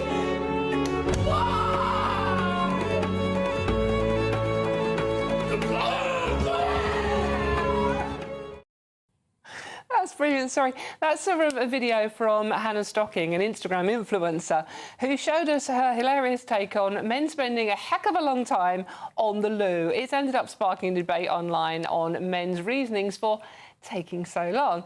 Some say it's the only time they get to be alone. Others say they use the opportunity to catch up on emails, texts and phone calls. Phone calls, men. But for the men watching, what's your excuse? Now, let's see what my panel make of this one. Now, I am going to come to you first, Matthew, because you are one of these men. You have admitted that you do spend a lot of time on the loo or in the loo. I'm not going to ask for specifics. Not literally in the toilet. In the loo. Let's keep this relatively clean, in the bathroom. I'm really worried about... Why do you spend a lot of time in the loo? I'm really worried about whatever answer I give now, in case it's clipped up. And it's going to be clipped. This is one of those gotcha moments. Matthew, I'm ready. Now, I do spend a lot of time on the loo. And that is, I don't often think about it, but it has been noticed in the past, and there have been other male figures in my life who, now thinking about it, also spent a bit more time on the loo than the women in my life. Right. Why is this? Yes. I think, first of all, particularly when you have a family, a young family, You've got a little one, haven't you? Yeah. It's very sweet. Another one on the way, by the way, a girl this time. Congratulations! Oh, excellent. But it is an oasis. Yes, you might not think of the loo as an oasis, but there is an oasis of calm and quiet and a shut door just for a little bit longer than probably you should be in there. Okay. And the other reason, I think, and somehow it's very comfortable, but the other reason is that once I'm down, I'm very energetic, play lots of sport, walk around. Once I'm down, whether that's on the loo or the sofa, or even sitting in my car once I've pulled up outside my house, I do not want to have to move. Right. Now, I think if you're being really honest with your viewers, you share something of that. Right. No? No. OK, yeah, so, right, Ben, I don't even know where to go. Now, Ben, you are currently single. But lots of offers coming in, so keep them coming. This is why he keeps turning up on GB News. This is like dating for Ben. Well, yeah, well, it's working. It's working.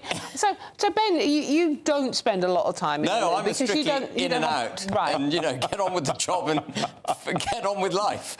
I mean, I do love the sofa.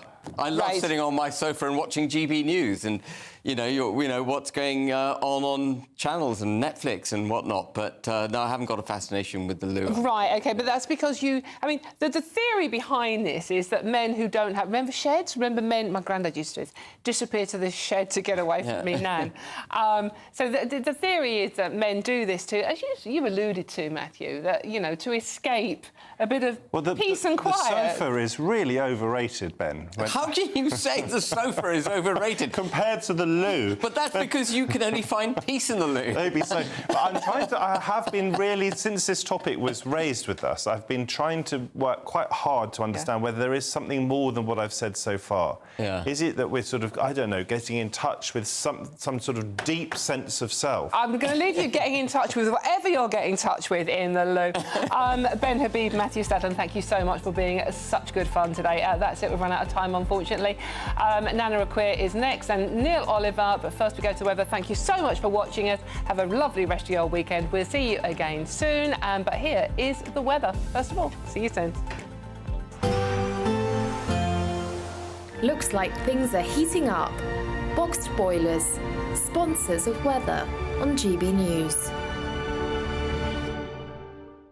Hello there, welcome to your latest GB News weather forecast from the Met Office. It stays unsettled over the next 24 hours or so. Thunderstorms in the forecast, particularly across central and eastern areas, but the west also seeing some heavy showers. Low pressure dominating the weather pattern at the moment. Met Office warning out through the rest of Sunday and through Monday as well for these heavy showers. Central southern parts seeing some heavy showers push northward through this evening time into northern England, southern Scotland, and then further showers developing from the south as we head into the early hours. So you may be woken up by some rumbles of thunder, lightning, hail also a risk, some flash flooding possible. A warm, humid night for everyone. Temperatures remain